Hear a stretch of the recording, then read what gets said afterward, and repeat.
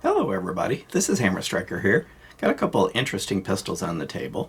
I've got an XDm. This is the new Elite series. This is the technical version.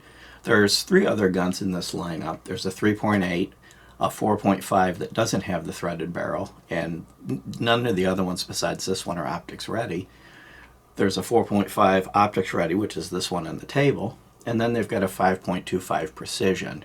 But all of them are going to have the majority of the features other than the optics ready, which is only on this version, as this one here, and they carry forward all of the various safety features that an XDM has always had. Over here in the corner, you've probably seen this before on the channel. This guy's been around for a while. This is the P320 Tacops carry, which came with a threaded barrel. Now this exact model is no longer available from Sig Sauer. They have versions that are similar to it, but you lose the threaded barrel, and they've got nothing with the magazine capacity that this one held, which is 21 rounds. So it's kind of hard in this area of pistols, when you get into the tacticals and things like that, to get an exact apples to apples. In the small concealed carry lines, everybody has one that's almost identical, and when you get into this territory, there's always little differences. So I'm going to try to compare these from the standpoint of when Springfield lent us this one. I would have loved to have had them send me one of each, but it doesn't work that way. So I picked this one because it's kind of the most versatility in what we can do with it. And in the P320, at the time that came out, one of the big things is that it had a modular frame internally, and that you could swap out the grip frames. Well, the whole grip frame swapping out thing never really worked well because you couldn't get them. And you could swap out the uppers with other slide barrel combinations, even changing across calibers, but that proved to be almost as expensive as buying another gun. So unless you happen to live, for example, in the People's Republic of California or New York, where getting another gun was really a royal pain, and it was worth it to pay almost the same to be able to swap out calibers, that never really took off either. So now that we've got some of the background of the various lines out of the way, let's go ahead and start talking about the individual guns, which we have a unloaded XDM, and we have an unloaded P320. Having guns with threaded barrels available has actually become quite popular, though some manufacturers have moved away from it. Right now there's no threaded barrel option available in the P320 series, and this is new to the XDM series. And CZ and a few other manufacturers, Walther, have come out with various threaded barrel variants. This has a few nice features. So let's look at the XDM first, since I have it in my hand. They made a number of kind of incremental upgrades to the XDM line.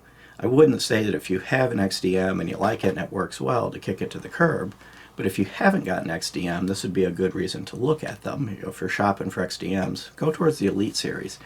It comes with a flatty trigger, and you see it has an integrated over travel stop. It comes with a removable flared magwell, and the removable is kind of an important feature of this. A lot of guns that come with the flared magwell, you have to buy it, the version with or without. With the flared magwell, you can remove it if you want. You pop out the pin, the same pin you would use to change the backstrap, and it still retains that removable, exchangeable backstrap feature that all the XDMs have. You pop the magwell off. One limitation of the magwell is the magazines that come with it are actually very high capacity. They're 22 round capacity, and they've got an extension with a flare, and that fits neatly into that magwell. The regular magazines from the regular XDM will not work on it with the magwell inserted. The front of it will bottom out here. So if you want to use a collection of magazines you've got, you'd have to pop the magwell off. These, however, will work in a regular XDM without any problem. So if you buy these magazines, you can use them interchangeably. The nice thing about it, again, is you don't have to decide when you buy it. It comes with the magwell, it comes pre-installed, but you can, one pin, out it comes, you can swap it out and remove it. This trigger they call their Meta trigger. It's a new enhancement of the trigger, and when I take the gun apart, one thing I'll show you is it appears to be nickel boron coated. I don't see that on their site, but just looking at it, it gives that impression. And one thing about this trigger is it's very smooth. Very smooth break. It has a bit of a wall, but not a significant wall, and it's really smooth. But with that wall, you can easily see where it is you're going to break. And if I lock it back and reset it, you notice it's got a nice short reset, and I'm right back on the wall. And then again, you've got just a bit of a crisp wall, and it breaks through and then stops the over travel. So when you start moving into the tactical line of pistol, you're starting to get a lot of features that you would expect in that arena, something you might use for competition. The threaded barrel is standard 1/2x28, which is pretty much the same pattern the majority of 9mm use. So if you happen to have a 9mm can, probability is very high that it's going to fit on this. And if you've got a multi-cal can, then of course you can get a standard piston for it. The nice thing about the 1/2x28 is if you've got a CZ, if you've got a Walther, if you've got a Glock, they're all probably going to use that, so you can kind of swap your can around. A pro and a con at the same time on this gun is it does come with suppressor height sights. And there's enough of a gap that it's easy to find the front blade. Now that's just a little bit of oil on there. Now the con is that they are blackout, black front and black rear.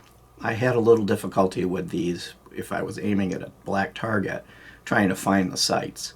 So I would prefer to have either white dots or a U dot or some other sort of dot to locate it. Though I was actually able to pull nice groups with this, I had to work at it a little bit more.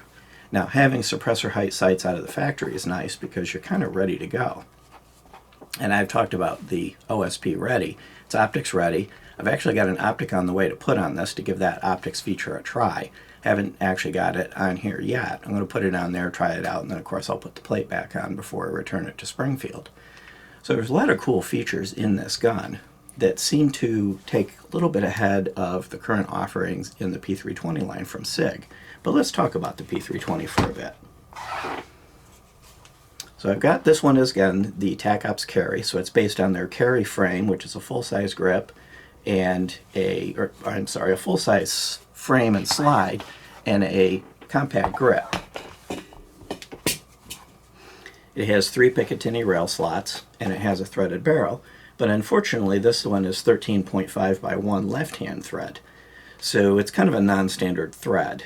So your can would have to have either interchangeable pistons or you'd have to buy one dedicated to this gun. Now they do have an optics ready variant of the P320 series called the RXP, and it comes with a Romeo 1 Pro pre-installed, so it goes back in this area.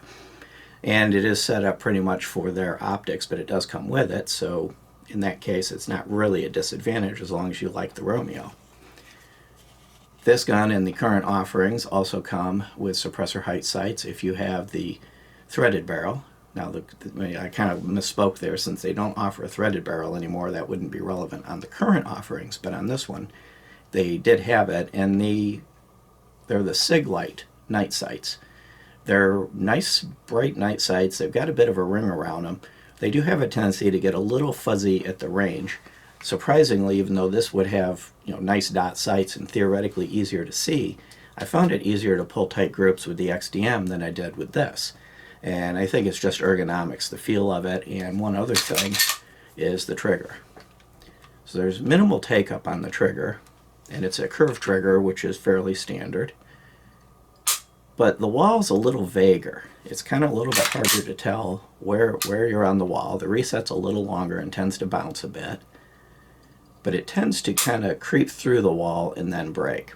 I'm not going to say it's a bad trigger by any stretch of the imagination, but I tend to be a little more used to the crisp triggers that you get with, for example, a Glock or the XDM series. I'm kind of used to that wall, and with that wall I can more easily tell exactly where I am. And by the way, this gun has the trigger that is after the safety upgrade that they did when they were having the drop fire issues. So this is this type of trigger that you're likely to get on any of the current ones that are out there. You might have an older one that's pre-upgrade, and the pre-upgrade triggers are a hair smoother. Now when this came out, this came with 4 21-round magazines, and they are still available. But to the best of my knowledge, all the current offerings in the P320 line max out at 17 rounds with the factory capacity. So with this, with the 22-round capacity, is kind of the leader right now in capacity on this style gun. It does only come with 2, whereas the SIGs came with 4, But the current version of the Sig that's coming with the 17 round magazines is coming with 3, so even that is kind of fading away, the number of magazines that were available. So there's a lot of bang for the buck, especially when you start talking about price. The two Sig offerings that would be close to comparable to this would be the X5 Legion and the RXP OSP. Neither one of those has the threaded barrel, so are losing that feature. The X5 Legion is running around $900 street price. The RXP is around $800 street price. And though this has an MSRP of $709 for this one, its street price is going to be around $600. I'm already seeing listings for around $600 for it. It's not readily available at the moment, but I'm sure it will be fairly soon. So for a lot less than you would pay for the Sig Sauer, you're actually getting a lot of features and a lot of functionality for a pretty good price. The two of these are dimensionally similar, and of course it's going to vary which one you choose, which way they're going to go, larger or smaller. But the Sig is 7.9 inches long, the XDM is 8.6. The Sigs have always been a little on the thicker side when you look at them from behind, and kind of ignore the fact that the XDM slide tapers. But the Sig comes in at 1.3 and the XDM comes in at 1.2. So the XDM is just a hair thinner. And from a height perspective, the XDM is 5.875 inches tall, top to bottom without a mag, and the Sig Sauer is 5.5. So again, it may vary as far as the dimensions of what the current offerings are and what you pick, which version of the XDM or the P320 offer, but it was just kind of an interesting comparison. Just to quickly pop these two apart, because I did want to show you the fire control group on the XDM, so I'll pop them both apart. You lock them back, you push down the levers. The Sig does tend to require significantly more force. If you look at the fire control groups, the XDM at least appears to be nickel boron coated. I'm not 100% sure that it is, but it kind of gives that impression. But it is nice and smooth.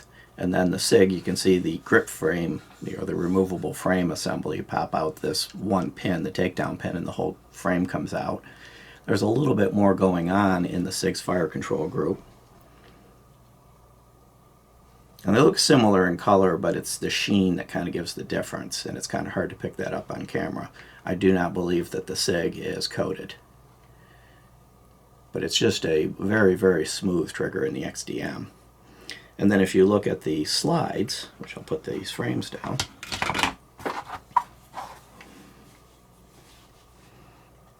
you'll see that there's a robust drop safety, and it's a piston style, and it has a significant amount of travel that it has to go through before it'll release the firing pin. And on the Sig, it's just a little lever here, and the travel is minimal before it releases. So overall, I do believe the XDM has more robust drop safety mechanism. And one other thing the XDM has are these grip safeties, which tend to be a little contentious, but I have never had an XDM fail to fire when I pulled the trigger because the grip safety wasn't fully depressed. They just don't get in the way. They just seem to work. And then, of course, you pull apart the whole frame assembly. They're both, or I'm sorry, the slide assembly, both have dual captive recoil springs. And other than that, they're functionally similar. You have to remove the thread protector out both of them to pull the barrel out. And it looks like I got a little piece of hair or a piece of cleaning patch in the Sig. I'll have to get rid of that a little bit later. Putting them back together is just as easy as taking them apart.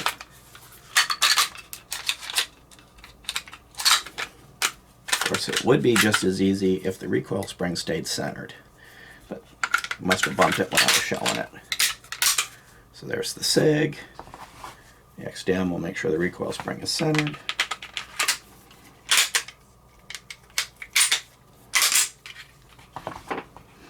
Overall, given the offerings from Sig Sauer and the new XDm Elite series, especially considering the price difference, if I were out shopping for a new tactical style gun, then I probably would lean towards the XDM. And if I'm looking for a threaded barrel, the Sig is of course out of contention unless you can find some new old stock on this Tacops. They didn't make a whole lot of these Tacops when they made them. They were hard to find when I got this one, and never really got easy to find. It just never really took off. And of course, if OSP is your thing, here's your full-size gun. You might also look forward to an upcoming review on the little Hellcat we've got. Hellcat OSP with the shield red dot on it. So we'll be doing a review on this shortly. So you can actually have optics ready for your competition or nightstand gun, and you can have optics ready for your carry piece. So they've kind of said XDM and the Springfield Armory XDM series is moving into having a pretty robust offering of new kind of high feature guns at reasonable prices. Beyond that, if you like our videos, please give us a thumbs up, share, subscribe, check us out on Facebook, Instagram, Patreon, Twitter, Gunstreamer, and have a great day. Thank you.